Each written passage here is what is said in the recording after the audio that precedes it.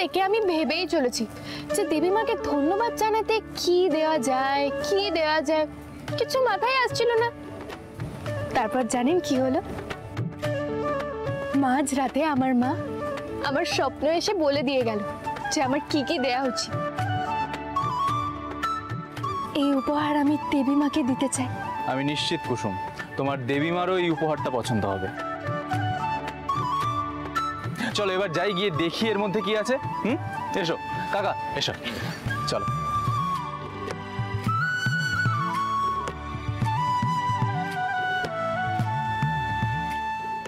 আমি কি করব না সেটা সম্পূর্ণ আমার উপর নির্ভর করছে এবং এটা আমি ডিসাইড করব জয়িতা, আর কেউ না।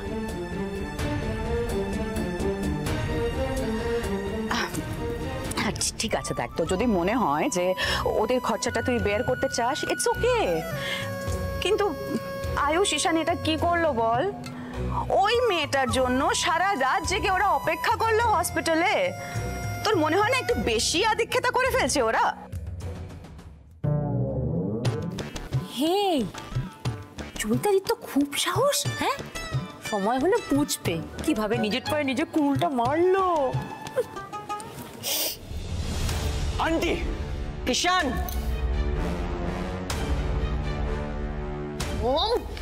কি হচ্ছে কি?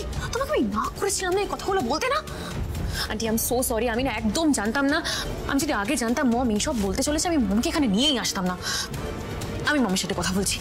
দেবলীনা, তোমার মা কথাগুলো আমাকে বলেছে, প্রশ্ন আমায় করেছে, উত্তর তোকে আমিই দেব। শোন জয়িতা, তোর এই গাঙ্গুলি পরিবারে আসা তোর মেয়ের কারণে।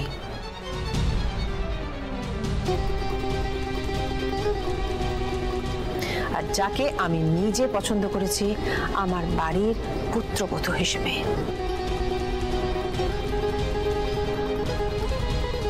আর এই যে পরিবারের কথা বলছিস না, শুধু এই বাড়িটার মধ্যে আমরা যারা থাকি তারাই কিন্তু গাঙ্গুলি পরিবারের সদস্য নয়। এই বাড়ি এবং আমার অফিসের প্রত্যেকটি কর্মচারী এই গাঙ্গুলি পরিবারের সদস্য।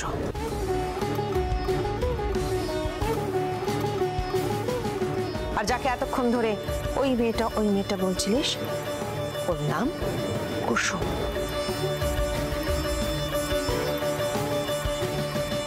আমি যখন বিপদে পড়েছিলাম তখন সেই কিন্তু ঝাঁপিয়ে পড়েছিল।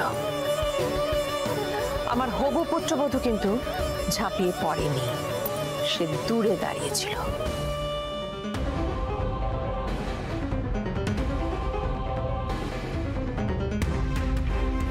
আমার ছেলেরা যা করেছে সেটা সবার চোখে দৃষ্টিকটু হলেও আমার কাছে গর্বের।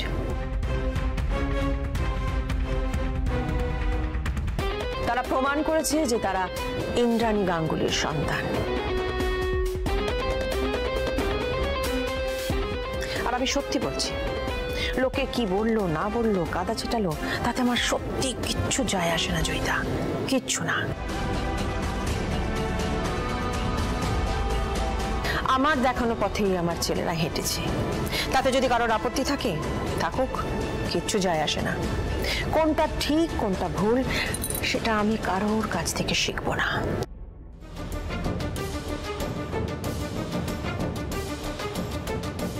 আমার পরিবারের সমস্ত সিদ্ধান্ত আমি নিয়েছি, আমি নিই এবং ভবিষ্যতেও আমিই নেব। কারোর কথার অত জোর নেই যে ইন্দ্রাণী গাঙ্গুলিকে টলাতে পারে।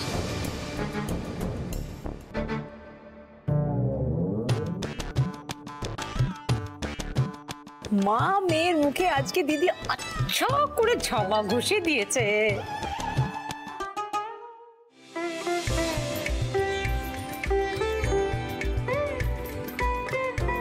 জয়িতা, মা,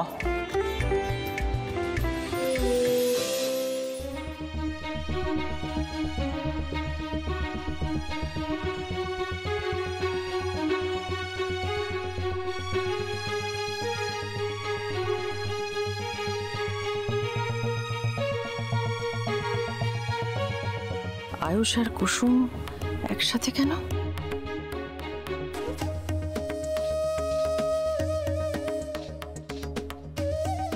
ও মা, তোমার না শরীর খারাপ, তুমি রেস্ট নিচ্ছ, এ তো দেখছি সুস্থ শরীরে দিব্যি ঘুরে বেড়াচ্ছ। হ্যাঁ ঠিক আছে, তুমি যখন এসেই পড়েছো তখন একটা কাজ করো, সবার জন্য একটু চা করে নাও। কাকিমণি, কুসুম আজ এখানে কাজ করতে আসেনি, মায়ের জন্য কিছু নিয়ে এসেছে। কি নিয়ে এসছে? আমার জন্য নিয়ে এসেছে? হ্যাঁ দেবীমা, আপনার জন্য আমি আমার জীবন ফিরে পেয়েছি। না কুসুম, ঈশ্বর তোমাকে নতুন জীবন দান করেছেন। আপনি তো আমার দেবীমা, আপনি আমাকে নতুন জীবন দান করেছেন, তাই আপনি আজ্ঞা করলে আমি আপনাকে এই উপহারটা দিতে চাই।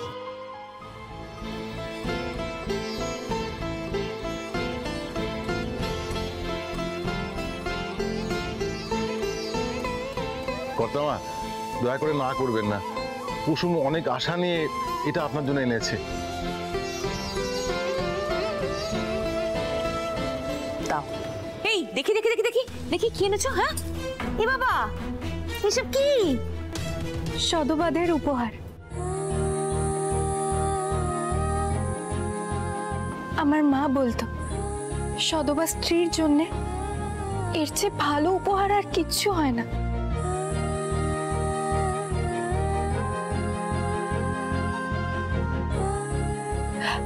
আপনি আমাকে নতুন জীবন দিয়েছেন, তাই তার প্রতিদানে আমি আপনাকে এই উপহারটা দিতে চাই।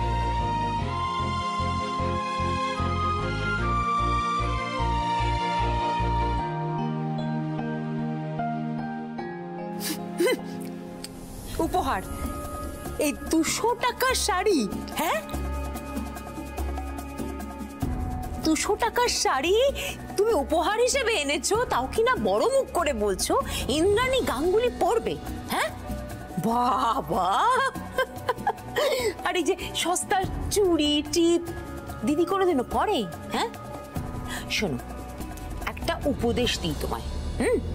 যখন কাউকে গিফট দিতে হয় না, উপহার দিতে হয়, তখন না স্ট্যান্ডার্ড দেখে দিতে হয়।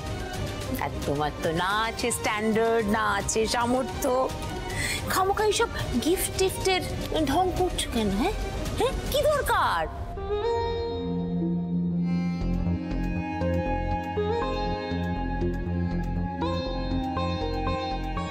উপহার সবসময় সামর্থ্য দেখে হয় না ছোট, উপহার দেবার মানসিকতা থাকতে হয়।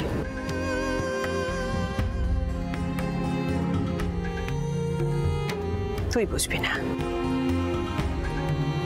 আজও যে উপহার এনেছে সেটা আমার জীবনে পাওয়া সেরা উপহারের মধ্যে একটা।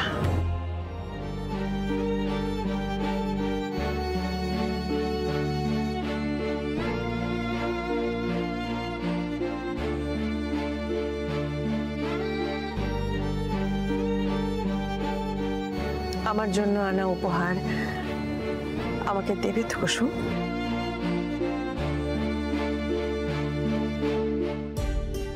দাও, আমার উপহার আমায় দাও।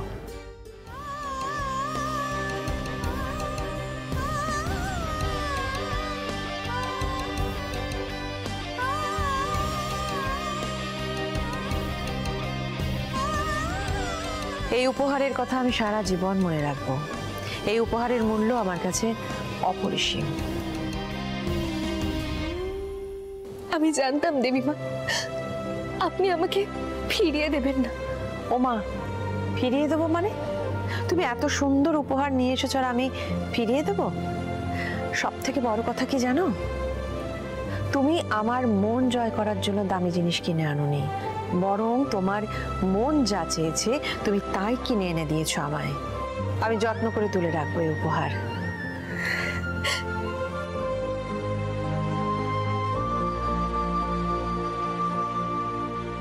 দেবীমা আপনি এই শাড়ি পরবেন তো? কথা দিলাম তোমায়, এই শাড়ি আমি পরবো।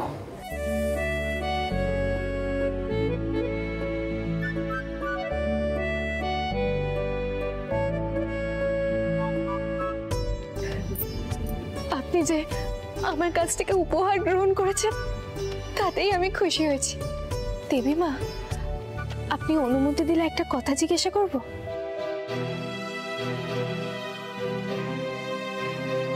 বলো না। আমি এখন অনেকটাই সুস্থ, তাই আমি কাল থেকে কাজে আসতে পারি? যাক বাবা, আমি তো ভেবেছিলাম তুমি লম্বা ছুটি নেবে। মেয়েরা কি সবাই তো আর সারাটা দিন পায়ের ওপর পা তুলে এইভাবে বসে থাকতে পারে না। হ্যাঁ, কিছু কিছু মানুষ পারে। সারাদিন কোনো কাজ করলাম না, চুপচাপ বসে রইলাম। তুমি কি মিন করতে চাইছো? কি বলতে চাইছো তুমি? আমি কোনো কাজ করি না বাড়িতে? করো অকাজ। ও আচ্ছা, ভাগ্য করে এরকম একটা বর পেয়েছি। কোনোদিন আমাকে সাপোর্ট করে না। সিদ্ধার্থ, যারা জেগে ঘুমোয় তাদের ঘুম ভাঙানো যায় না।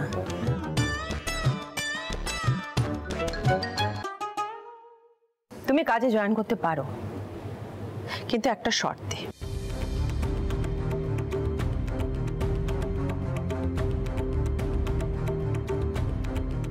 কি শর্ত?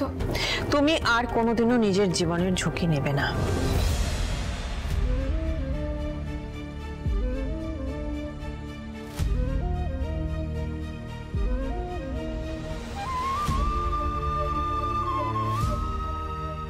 রাজি?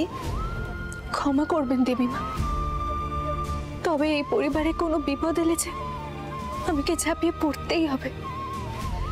ছোটবেলায় আমি মায়ের কাছে শুনেছি আপনারা আছেন, তাই আমরাও আছি। সবাই রাজা রানীর গল্প শুনে বড় হয়, আমি আপনার গল্প শুনে বড় হয়েছি দেবীমা। আপনার জন্য আমি নতুন পরিচয় পেয়েছি, এর দাম সারা জীবন ধরে দিয়ে গেলেও যে কম হবে। বুঝলাম, তার মানে তুমি আমার শর্তে রাজি নও। দেবীমা, আপনি আমাকে যা করতে বলবেন আমি তাই করব, কিন্তু তুমি সবসময় মাথা নিচু করে দাঁড়াও কেন কুসুম? মাথা উঁচু করে বাঁচবে, কারণ তোমার মতন মন কারণ নেই। তুমি সবার থেকে আলাদা।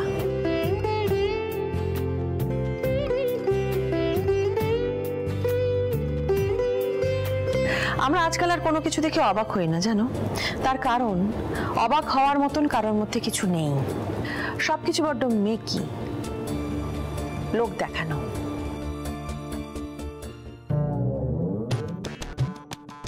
কথাটা দিদি আমাকে বললো নাকি? হ্যাঁ, একমাত্র তুমিই পারো আমাকে অবাক করতে। আমি জানি না এত সহজ কি করে কেউ হতে পারে। নিজের জীবনের পরোয়া না করে কেউ অন্যের জন্য কি করে প্রাণের ঝুঁকি নিতে পারে আমি জানি না। দেবীমা, আপনিও তো শরীর খারাপ নিয়ে হাসি মুখে আমাকে রক্তদান করেছেন। আমি তো আপনার দেখানো পথেই হেঁটেছি।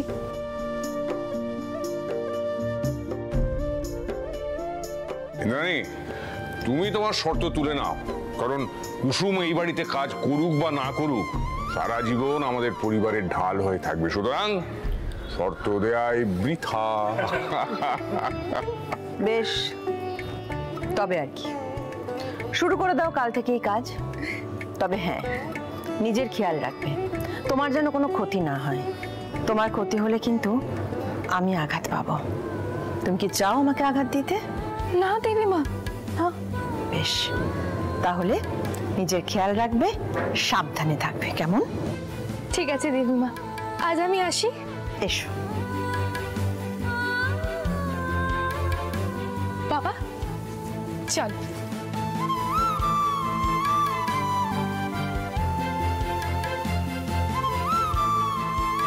ইন্দ্রাণী, বলছি যে তোর ড্রাইভার তার মেয়ের জন্য একটা পাত্র খুঁজছিল না? তুই বারে বারে ভুলে যাচ্ছিস জয়িতা, ওর একটা পরিচয় আছে, ওর নাম কুসুম। কাল থেকে যদি তোকে কেউ জয়িতা না বলে এইভাবে ডাকতে শুরু করে, ভালো লাগবে তোর? ও মা, এ আবার কি কথা, তা হয় নাকি? আমি জানি না কেন আমি না ওর নামটা খালি ভুলে যাই। তুই আর তোর মেয়ে দুজনেই বারবার একই ভুল করছিস। আর যখন মানুষ বারবার ভুল করে তখন আর সেটা ভুল থাকে না, ইচ্ছাকৃত ভুল হয়ে যায়। আর কেউ ইচ্ছে করে ভুল করলে, মানে অন্যায় করলে, তাকে ইন্দ্রাণী গাঙ্গুলি ক্ষমা করে না।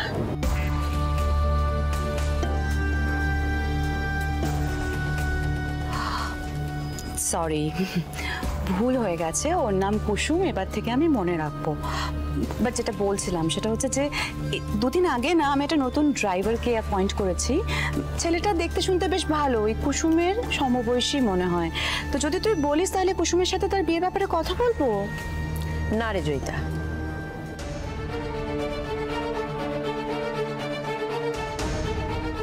এরপর না জেনে না চিনে কুসুমের জীবন সঙ্গী হিসেবে আমরা আর কাউকে বেছে নেব না।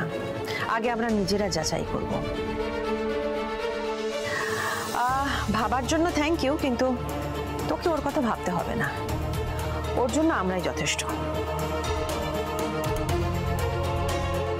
আর রইল ভালো পাত্রের কথা, আমি আর কারোর ওপর ভরসা করতে চাই না। এরপর কোনো সম্বন্ধ হলে আমরা আগে নিজেরা তাকে ভালো করে যাচাই করে নেব, তারপর বিয়ের প্রশ্ন।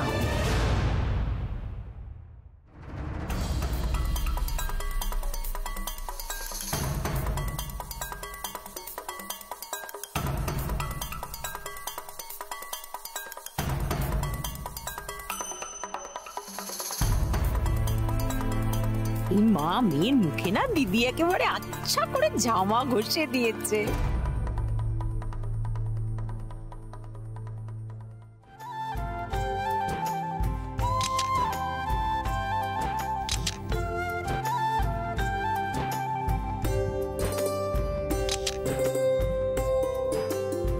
চন্দননগর না এলে জানতেই পারতাম না শহরটা এত সুন্দর।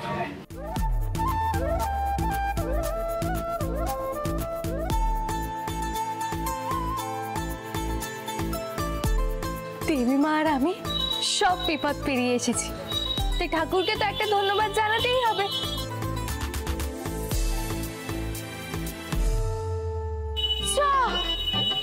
ফুল আনতেই তো ভুলে গেছি। এবার ফুল কোথা থেকে পাবো? আয়ুষ, দেখি। মা, বল। আমরা আমাদের ব্র্যান্ডের লোগো ডিজাইন করার জন্য একটা কম্পিটিশন অ্যানাউন্স করেছিলাম। আচ্ছা, আমাদের ব্র্যান্ডের প্রথম প্রোডাক্ট লঞ্চ করব, কিন্তু তার আগে আমাদের লোগোটা ফাইনালাইজ করতে হবে। নিশ্চয়ই। আর আমার বিশ্বাস আমরা ঠিকঠাক ডিজাইনারের খোঁজও নিশ্চয়ই পেয়ে যাব। দেখি, দাও ফাইলটা দাও।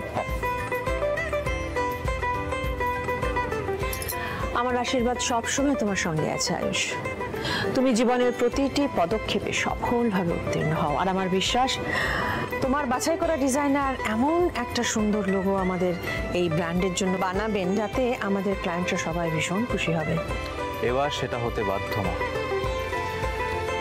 তোমার আশীর্বাদ আমার সাথে থাকলে আমি সব পারবো। দীপালি, এটা নিয়ে যাও তো। কেমন লোগো চাইছো তুমি?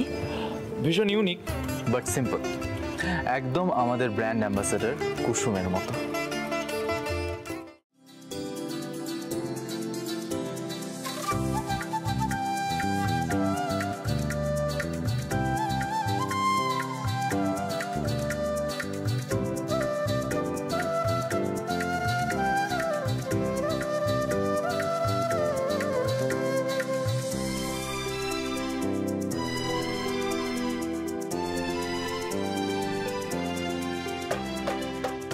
ঠাকুরই মনে হয় চেয়েছিল আমি ঠাকুরের বাগান থেকে ফুল তুলে ঠাকুরকে দিই।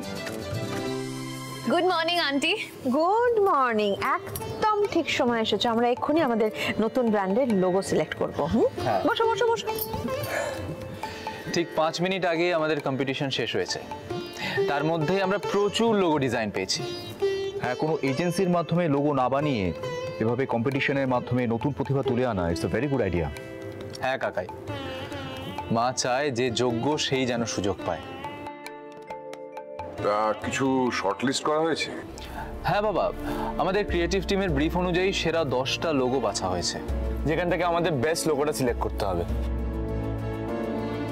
বাহ, আমাদের এমপ্লয়িরা তাহলে আমাদের কাজটা সহজ করে দিল। ভালোই হলো, এতগুলো অপশন দেখে আর সময় নষ্ট করতে হবে না। আমার তো মনে হয় সেটা সহজ নয়, কাজটা যথেষ্ট কঠিন।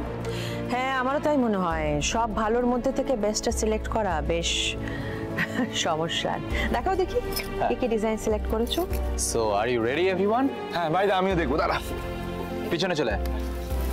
দেবলি না, এসো। মা,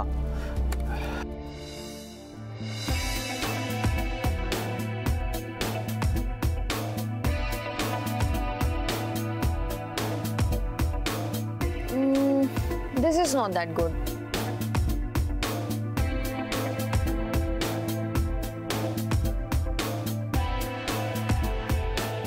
এইটা ইন্টারেস্টিং, কিন্তু কিছু একটা মিসিং মনে হচ্ছে। না না, এই কাজটা দেখে বড় অ্যামেচারিশ মনে হচ্ছে। লোগোগুলো ঠিকঠাক, কিন্তু ওয়াও ফ্যাক্টরটা মিসিং। হ্যাঁ, এগুলো দেখে আমারও তাই মনে হচ্ছে, তাই না? আমাদের বিউটি লাইনের ফার্স্ট প্রোডাক্ট যদি ব্যাং অন না হয় তাহলে কিভাবে হবে? এই একটাও না আমার জন্য তো ওয়ার্ক করছে না। হ্যাঁ, আমারও অতটা পছন্দ হয়নি লোগোগুলো।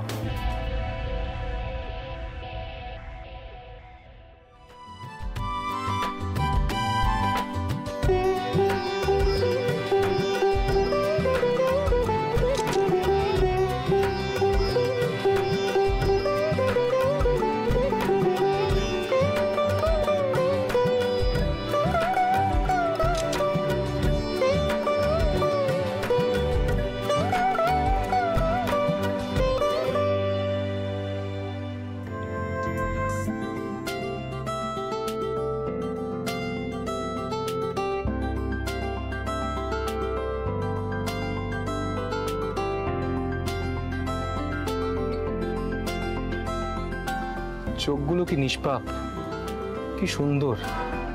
না, লোগোগুলো খারাপ নয়, ভালো, কিন্তু গাঙ্গুলি গ্রুপ অফ কোম্পানিজের কম্প্যারিজনে মোটেও ঠিক নয়। মানে আরেকটু বেটার এক্সপেক্ট করছিলাম আয়ুষ।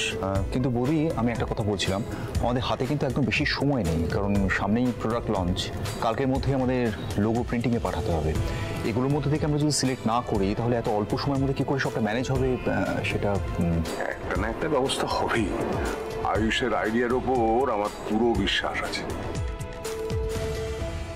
তোমরা কোনো চিন্তা করো না, এতগুলো ডিজাইনের মধ্যে একটা না একটা নিশ্চয়ই পছন্দ হবে। শুধু আমাদের একজন পারফেক্ট আর্টিস্টের দরকার, যার ডিজাইনে তৈরি হবে দুটো সরল নিষ্পাপ চোখ।